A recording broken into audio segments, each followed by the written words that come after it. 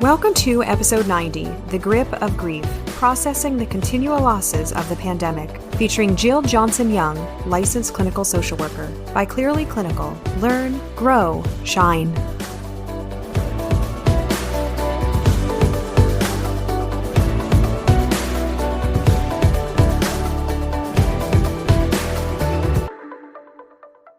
Hello to our listeners. Today we are joined by Jill Johnson-Young. She's a licensed clinical social worker.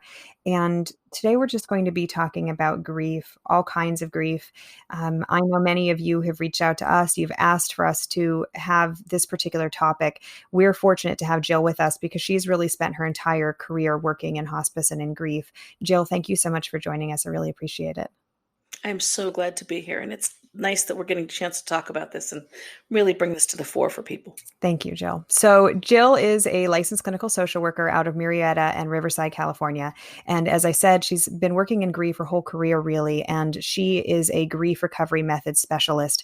Jill, why don't you tell us a little bit more about your background and how you came to have this specialization?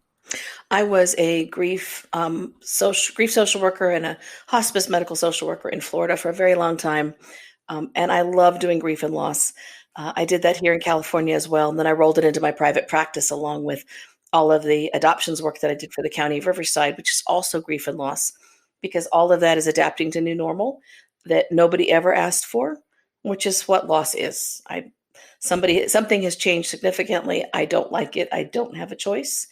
And yet here we are and we need to adapt to it. So I've also been widowed twice. I am remarried a third time. I'm married to a funeral director now. So we do grief and loss at the office, and then we do grief and loss by going to the mortuary in the evening, where she helps families prepare for their final goodbyes. She's also on the National Disaster Mortuary Team, which is part of the National Disaster Medical Services Group. And she's actually been out deployed in the virus already this time. Between the two of you, you are doing an enormous service for the community. Between the two of us, this is what we love to do. But thank you. Well, thank you. Thank you for being here.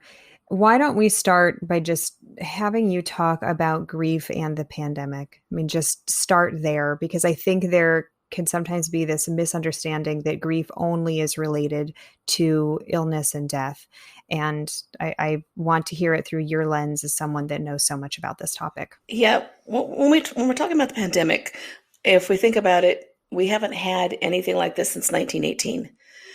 And I'm a cemetery walker by nature. So in every cemetery in the country that's been around since before 1918, there's a babyland area, which includes all the kids who died from the 1918 flu virus, the little teeny tiny headstones. We haven't had this as our normal ever in the living memory of anybody in the United States or anywhere else in the world. And because of that, we don't know how to handle all the shifting sands. We also don't understand this virus well yet. And, it seems like every time when you wake up in the morning, there's some kind of new medical something that's come up that it now does, some new age group it's coming after that we weren't aware of. It started earlier. Along with that comes all of the lockdown and all of the losses that have come with the lockdowns. So we're seeing people who've had lots and lots of losses, which really matter to them. But what's happening is there's this, but somebody died, so that's more important than I didn't get graduation. That's more important than I'm not going to have my freshman year in the dorm. That's more important than, okay, my mom died, but she was older and she had dementia, so I was sort of expecting it, although it's tragic that she died. But now I have to find a place for her pet who mattered more than anything in the world, but I can't take this pet. So now that's another loss. There are dozens upon dozens of losses. And what I'm hearing from folks is, I don't feel like I have the right to grieve this loss or even name it as a loss, or I'm not even recognizing it as a loss. I'm also talking to a lot of therapists across the country and really around the world, and funeral directors as well, because I'm in that world. I cross over a lot in between these two lands.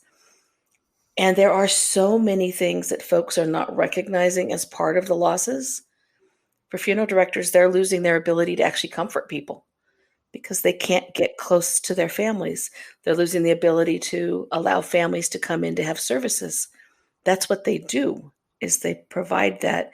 They're the first catching arms when somebody dies, if you think about it. Nurses are losing the ability to save their patients. Doctors, we're seeing an increase in suicide. We have lots of losses as people are losing parts of their identity as well in this thing. And I think what we need to really be really cognizant as therapists of is we need to name things as losses that our clients are not seeing as losses. They're just seeing it as adapting or part of this crisis, but they don't name it as a loss. And so they don't see it as a need to be grieving it as well. I'm glad you bring up that piece because I know all of us have had little losses that on the surface could seem really minor if we compare. If we say, well, this person lost their parent, why should I be complaining about not having my kid's birthday party? That was one of the losses that I felt this last weekend. All the plans that I'd had for my son's birthday party and that he'd had, and we couldn't do it. And, they feel really minor, but they still hurt. And I'm glad you bring up this piece of needing to normalize for our clients, but also just normalize for ourselves that we've been affected too and that we're grieving. We have to think about it at developmental stages. A 5-year-old who doesn't get a birthday party, that is one of the big events of their life to date. I'm 5. I'm going to go to kindergarten, or I graduated from kindergarten, put the little hat on my head, right? Which, by the way, they didn't used to do because I'm old when I was in kindergarten. It was just end of the school year, bye, kid, take your stuff later, right? Yeah, me too. I remember being sad that I had to leave kindergarten that day because I loved my teacher. And what? I have to leave now, right? So every single one of those is a loss. I wrote a blog at the request of a friend of mine in Denver because her son didn't get graduation. And she said, I don't know how to reach him. He's, I'm mom, I'm the therapist. He's not listening to me. Maybe he'll listen to somebody else with letters behind their name, right? Especially if I don't tell him I know you. And can you just talk about, this is a big loss. This is a big deal. So I did. And I said, I keep hearing and seeing these idiot memes saying, well, yeah, but other people went off to war and they lost their graduation. That was in World War II. There is nobody here really who went off to war in World War II. My dad went off to World War II, and he would have been 92 this year. We haven't had any generation since then who's lost graduation en masse around the entire planet. So when we minimize that, we're taking away that they have lost, signing yearbooks, prom, last performances, last sports season, being able to be recruited, all of that stuff that we talk to our kids about way too much from the time they're way too little, right? Yeah. All these kids that we keep saying you have to have a resume when you're 7 years old. All of a sudden we're saying, okay, that doesn't really matter. Buck up. You're going to go off to college. Oh, wait, you're not going off to college now. Now you're going to stay home and go to college because now you can't. Or you can't go off and do some trade school because they're closed, right? We've taken away so much for a very good reason, but then we minimize it. And the message to those folks is, okay, but your loss isn't as important because so-and-so down the street just lost their grandmother. Yeah, they lost their grandmother, and that's really important. But you just lost a whole developmental chunk of your life, and that's equally important because that's your world. And we're each having to adapt to how our world is changing. As therapists, we've lost our offices for the most part.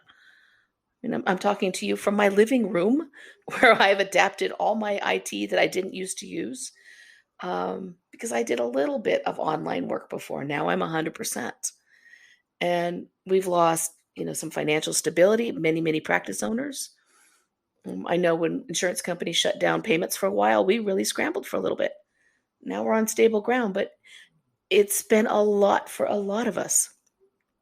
And not many of us are calling it losses, except me, of course, because if I can say loss all day long, I will. As you and I talk about this, I certainly have the sense that you and I could talk for hours and hours and keep finding more ways that we've all been affected and how it's going to play out really for generations, these losses, and that for now they seem like a small thing, for someone to not have had a graduation. but that's a really big thing to have a wedding rescheduled, to lose a family member and not have a funeral. My God, that's a huge thing. And we're going to talk about that. For our listeners know, Jill and I have already talked about the need for another podcast that we're going to be doing specifically on the topic of how to support people who have lost people directly from the pandemic.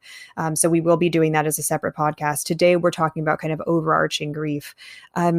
Jill, why don't you take us through this concept of stages of grief, quote unquote, and how do they fit in and how do they impact grieving clients? I would love to. It's one of my favorite topics. First of all, if you ever meet me at a conference, you'll see me at a table with a sign that says, grief is not stages, because stages of grief from Elizabeth Kubler-Ross are incredibly powerful for people who are anticipating their own death and for people who are supporting someone as they're preparing for a death. That's why she wrote the stages that she did. She described them as descriptive. They weren't supposed to be linear. They weren't supposed to be, you have to do one to get to the other. And the reason that it ends in acceptance, which is kind of a weird term for anyone except someone who's accepting their own death is coming. Now, two things. With COVID, we don't have time because you're a little bit sick or you're a lot sick and you're at home, and then someone goes to the hospital and they're gone in 24 to 48 hours. Or they're on a respirator for a really long time and there's all this hope they're going to get better and then they're gone. There isn't time to do all of these processes that Elizabeth Kubler-Ross described. And the family doesn't have time because they don't know what's going on. Because unless they're in Louisiana at the one and only hospice that I'm aware of that takes COVID patients, or as you said today, UCLA has the ability to let some families in, our families aren't able to get in to watch someone die, which is an important part of death and dying, is being bedside if you can be. And so the stages, what happens is we get clients who come in, especially the ones who are going to have losses from deaths from the pandemic. They will hear from well-meaning people who will say, "Oh, you're not at the anger stage. You can't be done grieving yet because you haven't gotten angry." It puts an extra layer of stress on people who've had losses to think that I have to have denial. I have to have bargaining. I have to do this and that and the other. And then I have to get to acceptance. When in fact, in my world of grief, which is how I do grief, it's solution focused. And that is, we're going to get you through all of the trauma and the crisis, especially with this particular issue. And then we're going to work through what was left over, and we're going to finish the relationship pieces that were left undone. And then we're going to say goodbye and reorganize and take that loved one with us into our new world that we didn't ask for, didn't want, but here it is. But figure out how to tuck them in with us so that we can continue to introduce them to people long after their death. Because like the movie Coco, the message is right. People don't really die as long as you say their name. As long as someone's carrying their memory, they're still there. Stages are about coming to resolution and being done. Grief to me is something that you resolve, you recover from, and then you take someone with you. So I hope that if nothing else, folks here, please disabuse people of the thought of stages. Ask what they've heard about stages because they will tell you. I'm glad that you bring that up, this idea that we don't necessarily have to check off these certain boxes in order to, quote unquote, do it right. And you're giving this example specifically about death and not knowing if and when it may come for these people who have COVID. But additionally, I'm thinking of all of these losses for people that we're not sure we're going to have that have nothing to do with death. And this is my moment of privilege right here, but I have these concert tickets that I have been looking forward to for like legitimately a year and a half. Like I am looking at the calendar going, there is a very slim chance that that's going to happen. And even if it did, would I feel safe? It's like that there are all these layers of complexity right now. And in fact, because it hasn't been canceled yet, and I haven't decided yet that even if it weren't canceled, I wouldn't go, there's this weird kind of grief, and that we're probably all experiencing that kind of stuff. Are we going to get to go? So I'm supposed to have a family reunion in June. And, one of my family members is like, really hoping I'll get to see you. And I'm like, that's probably not going to happen. Um, but I am actually grieving that. We have some Mhm. older family members. It may realistically be one of the last chances that we're going to get to see them, if not the last, and that may be gone, but it hasn't been canceled yet. So there's this delayed grief. It's not like I can anticipate it because I'm not sure it's going to happen. I'm glad we're talking about kind of these different layers and how there's this the really big obvious grief contributors, if you will, grief creators. But then there are these kind of small nebulous ones. And I think those are the ones that are almost harder for us to nail down and harder for us to label and acknowledge. We don't want to acknowledge them because it seems, oh God, how can I be concerned about a concert when, somebody lost somebody? And there is, in that sense, we do have those denial pieces. I was supposed to be on a flight to Australia in June to do 3 speaking engagements. I was completely looking forward to it. I have friends there. Um, and now I literally just canceled the tickets this weekend. I knew that we were not going to be going. I knew it was going to be impossible. Um, but it just was something that I was not going to cancel those tickets until I absolutely had to Mm-hmm. get the insurance to pay for them because I didn't want to let go of that hope and that dream and that I can't wait to go thing. And yes, there are people dying, and Australia is being hit hard right now. But damn it, I wanted to go to Australia and I wanted to interact with all those people at this amazing dementia conference.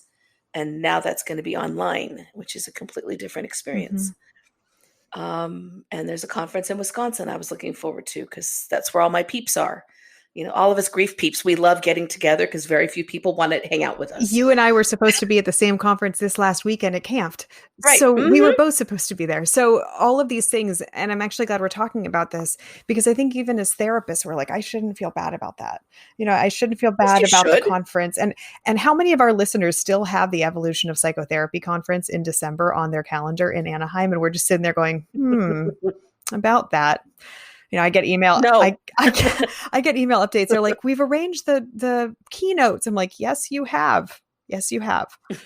Um, but I'm what I appreciate too, Jill, and the way you're talking about this is that you're able to talk about grief, something that's so heavy, but you bring kind of humor and connection to it.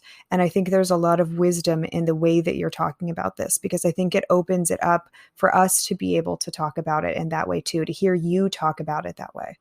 I think if you can't laugh while you're talking about grief, you're not going to make it through.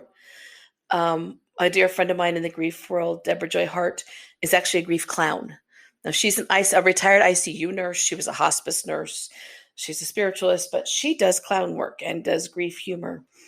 And we get together and we laugh about some of this, even though this is a lot of tragedy, because we know that if we model laughter and humor in the middle of loss, it gives people permission to do the same thing. When I have someone come in and I'm identifying losses they're having, but I'm able to smile and laugh a little bit, what they'll typically do is look at me a little weird and pull back a little bit and then go, oh, Ah, it feels so good to laugh.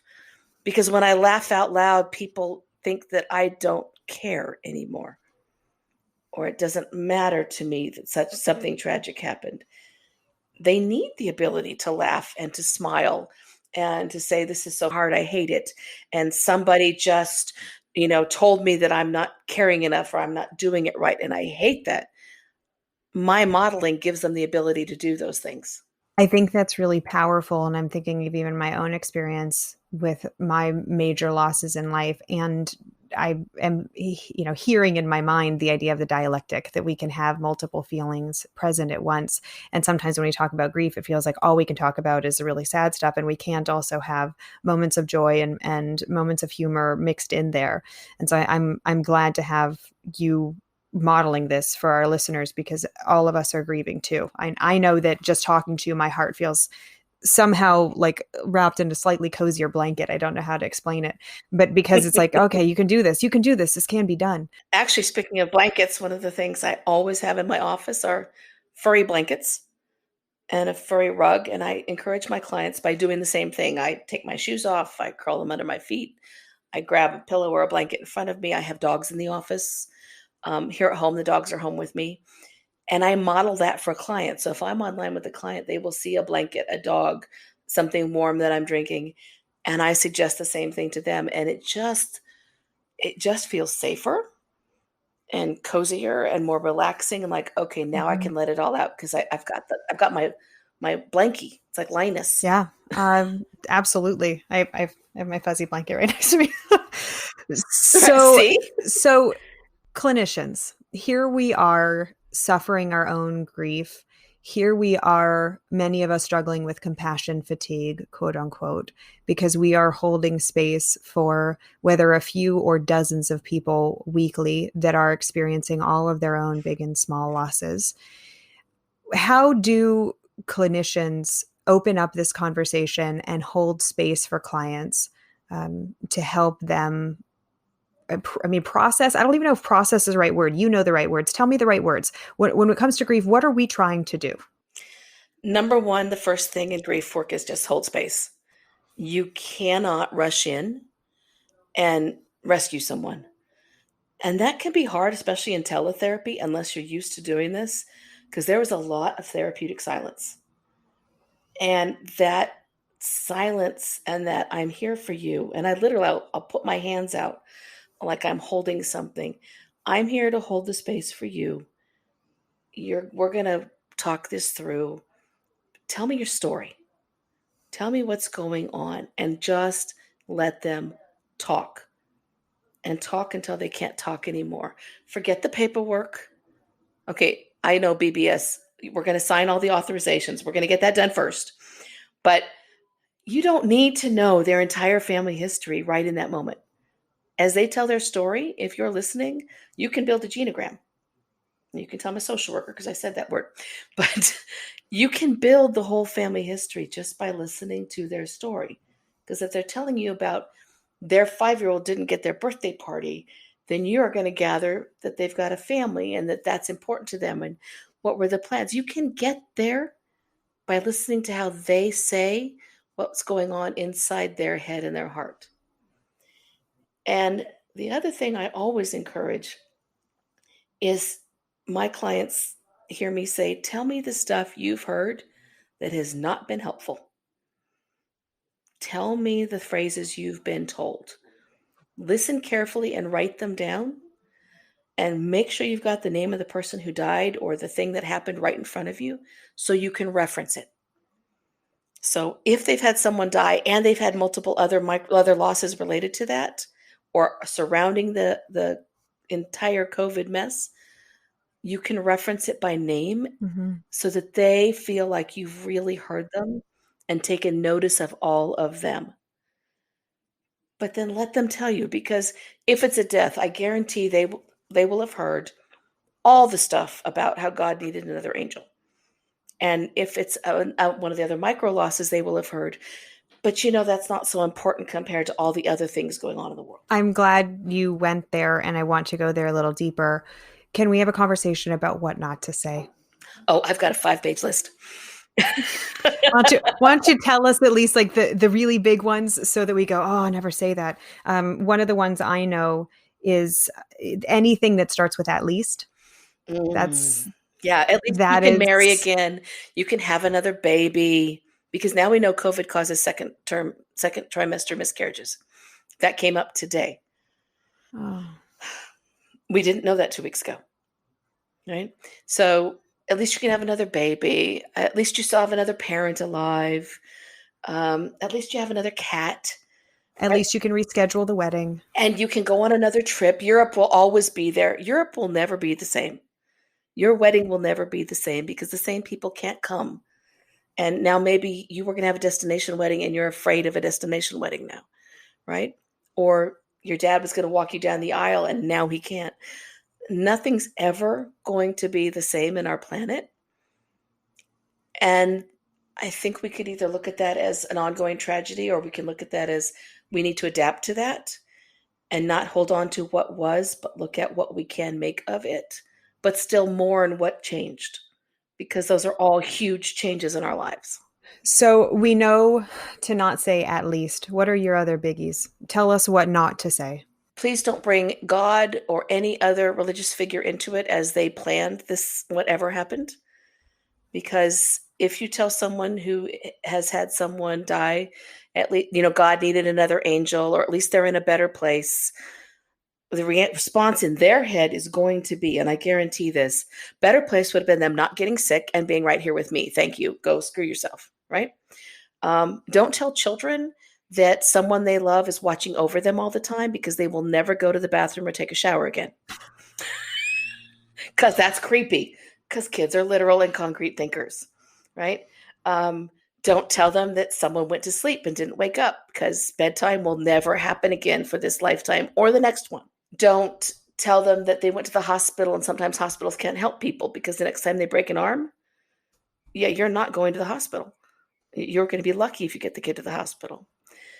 Um, don't tell people that if they are recovering faster than you think they should, because in your infinite wisdom, you know how someone should grieve better than they do for this loss that they've had. Don't tell them what they should be doing or how they should be doing. It's their loss.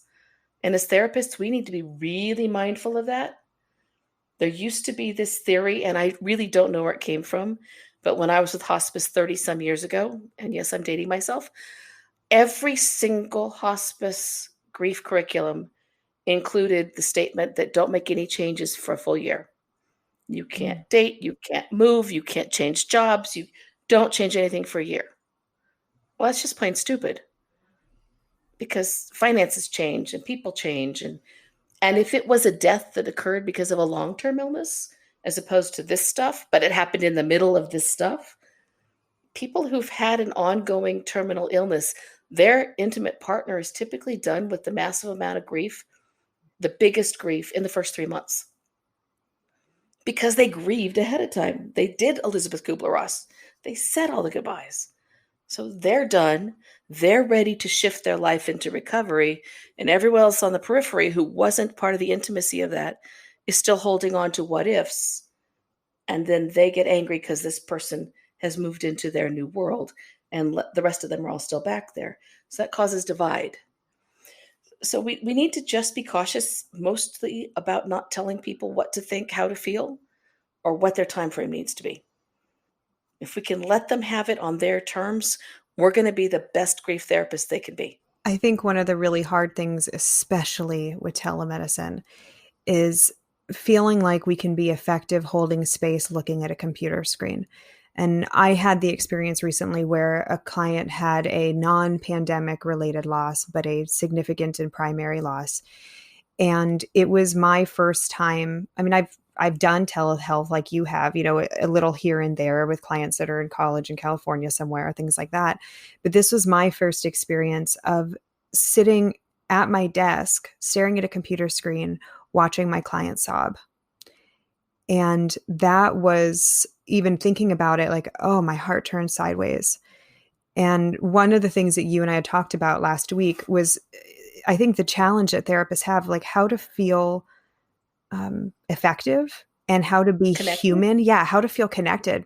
And during the session, the client looked at me and I think finally saw that I had tears in my eyes. And initially the client jumped straight to apology of like, oh my goodness, I've made you cry now. And that was when one of my tears actually dropped. And I was able to say, I'm really grateful to have the opportunity to be here and share this with you. And I have absolutely experienced some of the things that you're feeling. And it reminds me of how hard that is and how much it hurts. And it's, I think a lot of people, a lot of therapists, that's a really scary idea. It's really hard to put ourselves in that space. And I actually want to invite you to speak more about this idea of kind of solution focused grief. Like, how do we balance being there, being real, being with a client in that moment of grief when they're sitting there sobbing and I have tears in my eyes? How do we make that okay? And also then when do we make the decision to kind of mobilize, if you will? How do you make that decision in your experience? Where does that come from? Well, first of all, when I start therapy with a client who's come in specifically for grief, Typically, they track me down anyway because they found me online and they can see how I present myself. And I'm super transparent. If you go to my website, you will see my story. And I don't make any bones about it because that's part of where I got to how I am.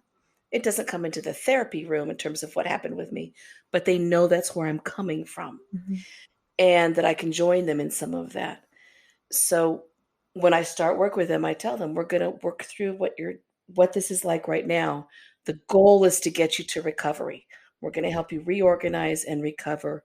We're going to do some of the concrete stuff we need to do, like make sure you're paying your bills while your brain's not functioning. But then I'm going to hold this while we get through the crisis and we're going to reorganize. In the moment that they're in those tears, I will respond on camera with physical gestures. I use a lot of body language. If someone were crying, my first instinct is to like cover my heart.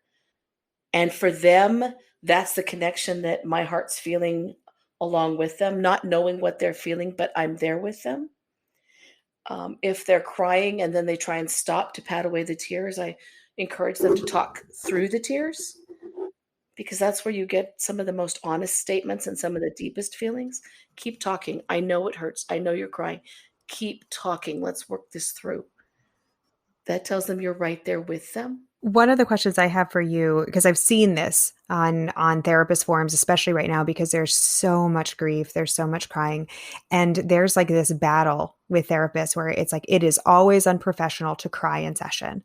Like you as a therapist, if you have tears in your eyes, you are being unprofessional and you have your own work that you need to do, and you haven't processed your own grief. Jill, for once and for all, in your professional opinion, can you please address that because we need to hear it? First of all, we're in a pandemic. There's not a single one of us who hasn't been touched. If we haven't had someone we know die or a client who hasn't someone that they know die, none of us have missed the images. We've all seen those refrigerator trucks. We've all seen the caskets lined up in Italy. And if we haven't, it's because we're trying not to look and we're not trying to process what's going on in the planet. It is absolutely, to my mind, as a grief therapist, almost irresponsible to try and pretend that we don't have our own emotional responses and that we haven't had losses of our own. Because if we get to our age, somebody has died. Even if it's just the cat, someone in our circle has died. We've experienced loss. And the two things I'm seeing therapists fighting about, and I used to wade into it, now I skip past much of it. I do send messages sometimes to people who are being attacked, but I don't join in the conversations because there's this entrenched one versus the other.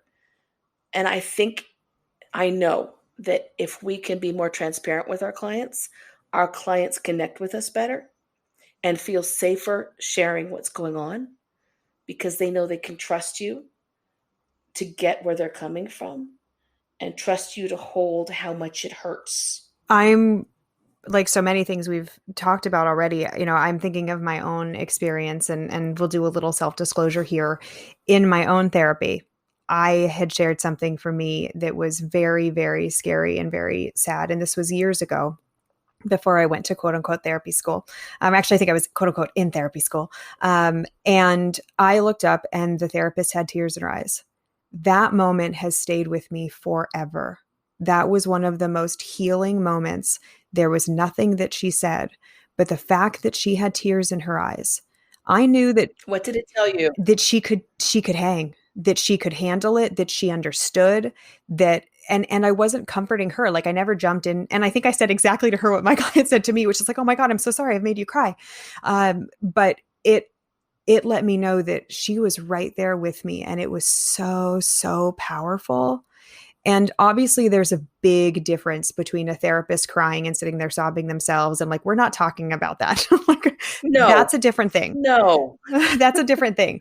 You will never see me tell a client, "Oh, I feel so bad. I remember when my wife died." That's not professional. Right. It's But joining you and making it safe, that is. it's I think one of the most powerful things, that concept of appropriate empathy, and the research reflects that. But so for anybody who's listening, and if you've had tears in your eyes because of the stuff that you've been talking about in the last 6 weeks or ever, I think we can say you're okay. It's okay. You're doing it You're right. doing it right. You're giving your client the support they need. You're modeling for them.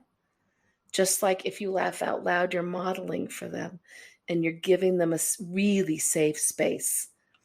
Because truly, when someone has had a loss, and again, whether it's a death or graduation or a trip or a concert or whatever, because they're all important, your space, even online space, is the only real space they have to bring all that in where nobody's going to criticize them. So if I'm in session in my office, I will point at my door and say, this is your safe space. Nothing leaves here. You can tell me all the crap you're hearing from all the people that you don't dare say anything about because you can't tell your minister that was not nice or that hurt. And you can't tell your mother-in-law and you can't tell those people. They're important to you, but they don't understand your experience. So bring it here. Tell me about it. Cuss it out, talk it out, cry it out, throw the pillow, please don't hurt the dog.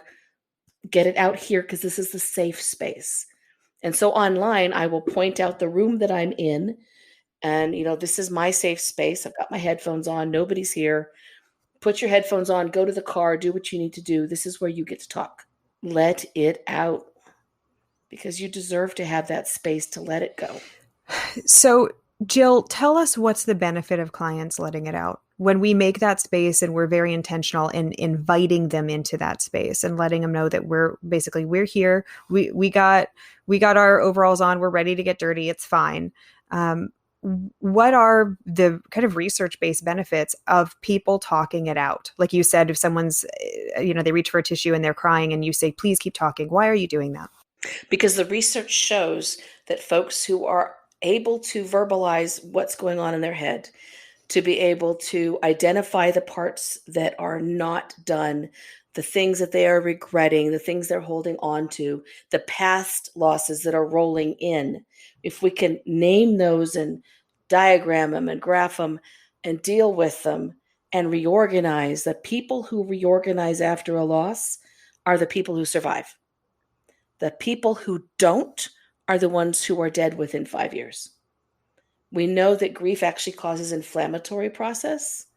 That's where you get that broken heart syndrome. That's someone is responding with inflammation to a major loss. And in the super senior set, that can lead to stroke and heart attack. There has been some research that's come out really recently in the last year about that. And, for that group, maybe that's where they need to be. But for those who are younger, they need to name it and talk it out so they don't end up in a medical crisis in the middle of an emotional crisis. And in fact, that's one of the things I tell my new grief clients to do.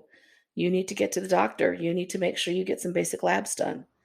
You need to tell your doctor what's going on so we make sure you're healthy while we're doing this work. That's really good advice. I had no idea. And I'm sure many of our listeners are sitting here nodding, going, oh my gosh, I've never even thought of that.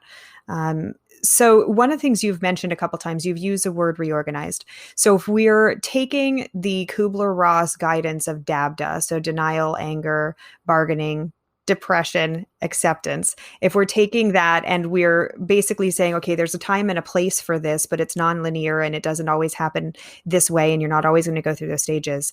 What do we know about grief and healthy grieving now as you're using these kind of industry words like reorganization? Tell me what those words mean and what we are trying to support in our clients. Okay, so what we're supporting in our clients, if we happen to get to someone when someone's still sick, we do the DABDA stuff. If it's after the death and they're in the immediate crisis after a death, because even if you're expecting someone to die, there's still a period where it's sort of the surreal, I can't believe it really happened now, right? I remember that both times when my wives died. I remember when my dad died. It's part of a human condition. And that's when you can also tap into that. What kinds of things did you deal with before they died? Even if it was a critical death, you go through some of that as you're sitting in the hospital with someone and they're intubating or extubating in the ER, right? We do that stuff. And then we give them the space to explore what's going on. We give them the support to do all the feeling and all the talking and all the coping with what people are telling them what to do. And then we move into what didn't get finished, because that's what holds us in grief, right?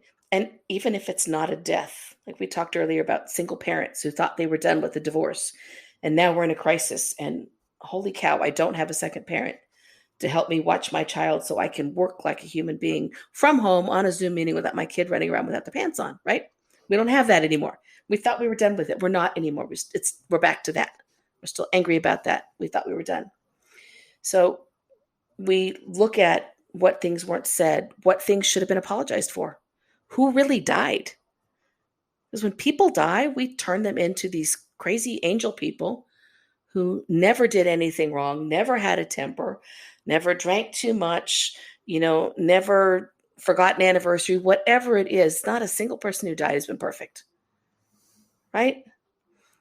We need to encourage our clients to remember who it really was, because if they've had the fortunate benefit of having a funeral, what they heard about at the funeral was a perfect person. That's why I always do the eulogy for my people, because I don't talk about them as being perfect. I talk about them as they were. And that humanizes them. And that tells people that's who I'm really grieving. Yes, I love them to pieces. Yes, they had some wonderful qualities. Yeah, they had some moments that were not terrific, right? I found out at my first wife's funeral that she was pulling our little one out of school in the months before she died and putting her on the back of the motorcycle. And they were going and playing video games all afternoon. And I was calling the school and yelling at them for getting the attendance records wrong. That was her way of saying goodbye. I just didn't know about it. I heard about it from my child standing in front of the church at the age of 13. So all the apologies, what should have been said, what's left over, what's on that stupid bucket list you got left with, whether they left it for you or you made it up for them. What things do you wish you'd said? If you think about the parents who've had kids who've died at school, and we've had way too many of those and none of those since lockdown, the one thing every parent says universally is, did I tell them I love them before they left for school? Did I say it that day? Right? So even if they didn't say it, giving them permission to know that they did say it enough. Their child knew. Right?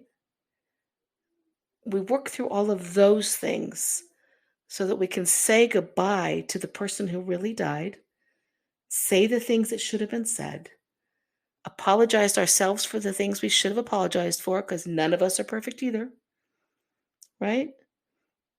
I had plenty of time to say goodbye to both my wives. They both died of long, terminal, horrible illnesses. But you better bet there was a part of me that was like, I feel so guilty for wishing it was just over, which is a universal feeling for people who've had someone important die. They feel relieved and guilty for feeling relieved. Universally, everyone feels that way. We work through all of that. We write a letter to say goodbye, and then we figure out how we're going to take them with us. What parts of them are always with us? What parts of them are in the rest of our loved ones that were around them? How are we going to always remember them? And that's individual. Some people make an altar at home, and everybody who dies goes on the altar. I've got a table in our living room that's got everybody who's ever died on it. And then I've got every pet on the planet on our hearth. And we have a large collection now because we take hospice animals. Right? They're all 20 when they get here, like the most recent one. So we do those things so that we can take them with us. And one of the ways I talk about that with clients is when they're ready, not initially, is on 9/11, which was also one of those universally horrible days for the entire planet, really. Those people who were on that plane that went down in Pennsylvania had time to call. And some of them reached people and some of them left voicemails. And there's a video made. I don't recommend anybody watching it. I really don't. But the FAA was able to grab all those recordings and put them together back to back as part of this video. Every single person on every single call said something to the effect of, I love you. I hope you will always remember me. I always knew you loved me. I have no doubt about that. And I want you to go on with a new life, but remember me and take me with you. Every single recording. Every one of those people in the last 5 minutes of their lives was telling the people they loved most to reorganize, take them, and move into a new life. Not to forget them, but take them. And that really is to me such a powerful thing, and it brings it into perspective for folks who've had a loss, that this is something that matters, but you don't stop living because of it. Because if we tell clients grief is going to last forever and ever and ever, it's like living like Eeyore. And if you haven't noticed that about me, that's not me. Because that's not how I do grief and loss. You finish it and then you move into a new life. And I apparently move into new marriages, but it works out pretty well, except when they die again. Right? You and I have the opportunity to see each other, and you've probably seen that while you've been talking, my Mhm. eyes have been very misty. And I'm actually really hoping that other listeners are having exactly the same experience because I think it's just nice to have it said. I'm glad it touched because that's the stuff that really, if you can say that to a client who's had a major loss and they hear that and see that from you, you are sharing their pain and holding it for them. And that's the most powerful thing a grief therapist can do.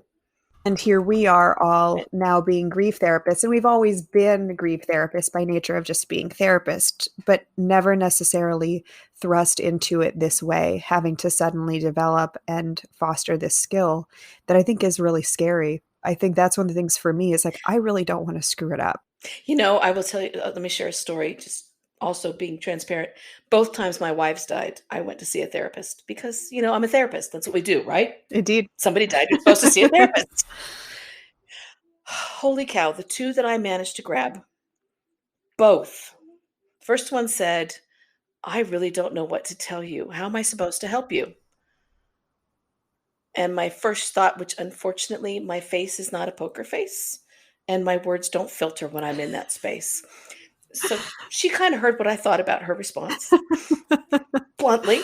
And then she got all flustered and she used the miracle question on me. Note to every therapist listening, never use the miracle question on somebody who's had a loss. There's only one answer. That concert would still be happening. That trip would still be happening. My kid would still get their birthday party. I'd still get graduation. Somebody wouldn't be dead.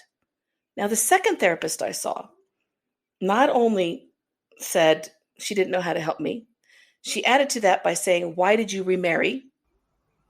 Didn't you get her checked out physically before you got married? First image I had was somebody like lifting the lip on the horse, right? Um, right? Check the horse, the teeth or whatever. Um, you can't tell if someone's going to get sick, by the way. Let me just say there are no genetic tests you can do. And then she used the miracle question. And she added, I really don't think people, she had something like, it's kind of your fault because you got married so soon. I mean, I didn't kill anybody. And if the miracle came true, it would be crowded because I'd be a polygamist. So there you go. We need to be able to monitor our words and to do the reflecting that our clients need, not share our anxiety.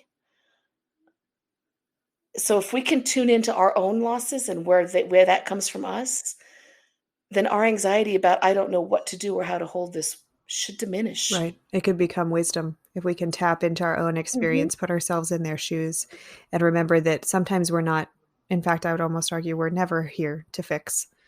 We're just here to be with, to walk alongside. It's not our job in grief to fix it. And especially in the initial parts, we're there to just hold them up. Literally get the blankie and put it around you so they will do it themselves if they see you doing it. Right? They need that from us. So here we are as clinicians holding space for a lot of people. I know that there are some days that I've switched gears. Many of us are working from home and young children playing in the background and all of that. And I remember one day where I took off took off my clothes and jumped in the shower, and I just kind of like needed to almost wash it off. Like I had this, I was standing Hmm. in the shower and had this moment of like, basically I just feel covered in sludge, really beautiful and honorable sludge, but like I need to get it off. It needs to not go with you into the rest of your day, Right. right? Hmm. So how do therapists, and this is our the big hot question, how do therapists take care of themselves when they are doing such heavy work? What does the research show? What have you learned personally? What do you talk about at these grief conferences you go to, or will go to again one day? Yes. Um, so how do we do that when we are pretty much swimming in grief in a way that I don't think we ever have before? I'm a multi approach on that. I also do the shower thing. Like that's pretty much a normal, natural thing to do. Like get it off of me. In between sessions, I now stretch mine out. So I try to do no more than three in a row, or I do a half hour, a half hour in between appointments. And I get up and I go outside. I'm fortunate I have a nice backyard and I have a pool, and I will sometimes just take my shoes off and put my feet in the pool, kind of a reset.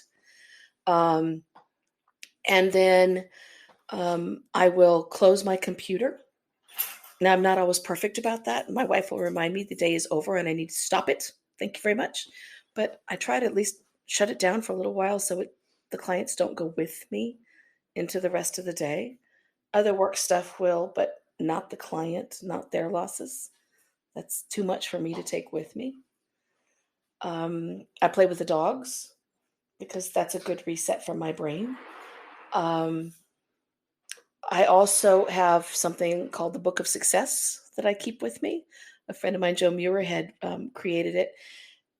And in there, I record the times that I think I've done really good work with somebody and I've seen them blossom because of their grief. Because grief should be a growth, not a stop or a stymie. So I can look back on a bad day and say, look, this is where I'm really going to go with my clients. I'm just not there yet with the ones I happen to have had today. When I'm dealing with huge tragedies, because I do get a lot of those, the really horrible, tragic, terrible deaths, I really make sure I have an hour between. I journal a lot. I have my own therapist and I go download there sometimes. When I negotiated a spot with her, I said, I'm a therapist. I need you to not treat me like a therapist. I need to be a client. But I need you to acknowledge I'm a therapist because I'm going to sometimes come in with just therapist issues. So we have to have this weird back and forth. And I found someone who can do that and is great with confidentiality, so I can just unload there as well. Um, there's a whole lot of different ways to take care of you. I make sure that the caffeine is limited, except in the early morning, in which case it's a whole lot and too much. So I can be perky and rabbity in the morning. There's a whole lot of just what feels like I need to do right now so that I can let this out of my head. So I don't take this with me because this is not my loss. What do you recommend we do when we know we've crossed that invisible line where we start to see that we're fraying, that we are no longer able to hold space, that we are not sleeping at night? I mean, I know I've talked with any number of therapists that are deeply entrenched in it and are in that world of quote unquote compassion fatigue. What do people do? Because I think they need to hear it from you, because I know what to say, but I want you to say it, because I think therapists have a really hard time giving ourselves permission. Time away. I used to work weekends. I no longer do. The only weekend I work do now is one dementia group once a month. And that's because I'm a social worker and that's a give back for me. That's actually an energy helper for me. I schedule time off. My birthday's coming up. That day is off. Even though we're all home, that day the computer's not opening and I'm not answering the phone.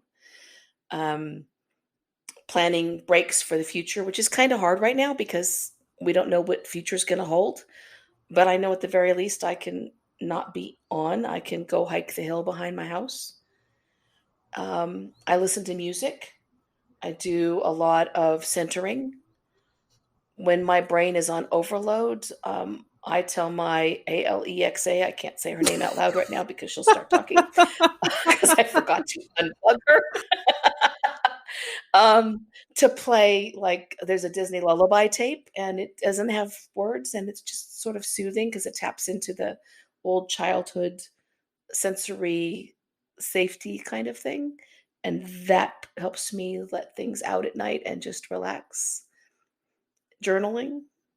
Um, I do recommend that therapists who are doing a lot of grief work find someone to do consultation with, or a colleague that they can share mutual consultation with client permission, so they can get some of the stuff out, because you can't do some of the stuff without somebody else to bounce things off of, right? That's impossible, and it's not good for any of us. None of us are superheroes, and none of us should act like it. So one of the things that I really do for myself when I've had that kind of day, where I've taken trauma calls and loss calls and I've absorbed, and no matter what I've done, all the walks outside, all the plays with the dog, it's just not enough. I take a hot shower, I wash it all off, and then I tell my good friend Alexa, who will be listening to me right now if I say her name out loud, um, to play Disney lullabies, which probably doesn't sound like something some of you would do. You can also do ocean sounds. You can do whatever that is. I don't play ocean sounds right now because I miss the ocean so much. It would make me sad, because I'm an ocean girl. And I just let myself fall into that feeling of, okay, I know this song, it's got Baby Mine and Lion King and all those things. And I can just let that lull me into a safer space, back to that safety of childhood, because I happen to have had a good childhood. I realize not everybody listening to this did. Whatever it is that helps you reset your brain into a safe place where you can let the tension go out of your shoulders and your head and your hands and your toes. Because when we're doing this all day long, if you pay attention, you will find that your body is telling you that you've had enough. Like, you hold your hands tighter and your fingers hurt. Your shoulders start to hurt no matter what kind of posture you're using. Let that go. Don't sing Elsa, that won't help you. Um, and then put yourself in a safe place. The other thing I have to say is, right now we're in the middle of a pandemic. Our clients are in crisis, and they're in a variety of crises. They're facing all kinds of trauma, and we have our own as well. We still need time off. No, we're not going to go on a flight to Hawaii, because Hawaii's not going to let you in right now anyway. But you can take a day off, or 2 days off, or 5 days off, and turn it off. You can tell your clients that you need some time away. You're modeling for them. Make sure they have resources. Make sure that you've filled up all of your sites with all the things they can go to, and step away for a few days to a week. Even if you've got young kids at home, and you have my complete empathy if you do. I'm a grandmother now, and I listen to my daughter with my grandsons at home, and we're trying to have a conversation, and there's a T-Rex roaring, and there's another one throwing things at the T-Rex, and her husband's playing video games, and I want to reach in and grab him and say, go play with the T-Rex, because I'm trying to talk to my kid, who, by the way, is in the middle of her LMFT, and I'm trying to help her do homework over the phone, right? And she's working in a locked psych unit, and so I'm trying to help her with safety issues. I cannot imagine what you parents, and especially single parents, are doing right now, other than I see you online, and I really do see you. But even with kids, you can turn off the client load. You can turn off your computer. You cannot watch the news. If you have to know what's going on with COVID, watch the 9 a.m. update from New York and turn it off. Or watch Saturday Night Live. They'll fill you in once a week. That's all you really need to know. SNL will fill you in. Step away. Because if you are in stress and you are taking all the micro losses and all the major losses and all of the trauma, and it really is trauma, I'm not minimizing that, from all of our clients with you into the rest of your day and your night and your weekend, you aren't going to be good for yourself, your kids, or your clients. And you're going to make yourself nuts. Clinically speaking, of course. But we're going to all end up with PTSD from this stuff. And we can't afford that because we've got people who have PTSD already from it. We have to be able to hear clearly what people are saying and then deal with our stuff on the side. And if you don't have a therapist, find one and make sure it's someone who knows how to do grief. Not someone who's got, those Psychology Today profiles where they've got 92 specialties. You want someone who really knows how to do grief and loss and how to work with therapists. And there are some out there. Find that person. Talk to your therapist friends. Find out who they're going to. And if they won't admit they see a therapist, suggest that they do so, because we should all have somebody. It keeps us employed and it keeps us sane. I'm glad you talked about that part, that it's okay for us to take time off and that we need to have our own safe space somehow in the midst of all of this. And as you and I have talked, I'm one of those people with 2 young children at home, and I have the benefit of a co-parent, and it's still very, very hard. And I think there's something even relieving about just hearing someone else say, this is really, really hard. It's hard to be a therapist right now.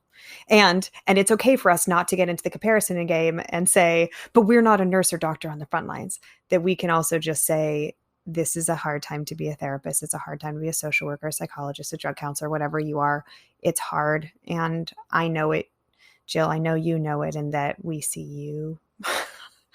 It's universally hard right now. And for the parents, you don't have to be perfect. The ad council had that series of ads, and they are doing them again now. Nobody says you have to be a perfect parent. You don't. I am the parent who would take my kids to the grocery store and sing Zippity Doo Dah on the way out, making up lyrics to go with the kind of day we'd had, and embarrass the crap out of them. I sang along with the oldies in the store. I'd get mad when they didn't do the dishes before I got home. We don't have to be perfect, but we have to be present. And we don't need to have our clients' stress coming out all over our kids. Our stress is enough. I used to tell my kids, I'm going to the beach. I'll be back in 5 minutes. I'd shut my bedroom door, and I had 5 minutes of just peace and quiet. I turned on the big old HEPA filter because it blocks sound and it clears the air, literally. And I took 5 minutes to reset my brain so I could go back out and deal with whatever was going on with them. Because we need that. We need that. And as I suspected, you and I could keep talking on this topic for a long time. And again, for our listeners, we will be doing a second one in the coming weeks, talking specifically about how to support family members that have lost someone or are potentially going to lose somebody from COVID-19.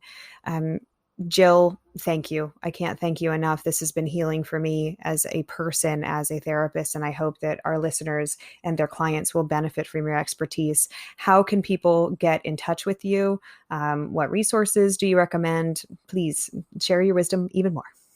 So I have a website, www.jilljohnsonyoung.com. On that site, I have purposefully built in resources for literally every kind of loss. I also have a Jill Johnson Young LCSW Facebook page. You will find things on my pages. You will find resources. You will find books. You will find videos. You'll find things you can pass on to your clients. I am 100% transparent. I also have yourpaththroughgrief.com, which is an online grief program, but it also has resources on there for people who are grieving. Wonderful. Jill, thank you again. This has been illuminating. We will be hearing again from you soon, and thank you. Thank you so much. Have a good day. You've just finished listening to another exclusive Continuing Ed podcast by Clearly Clinical.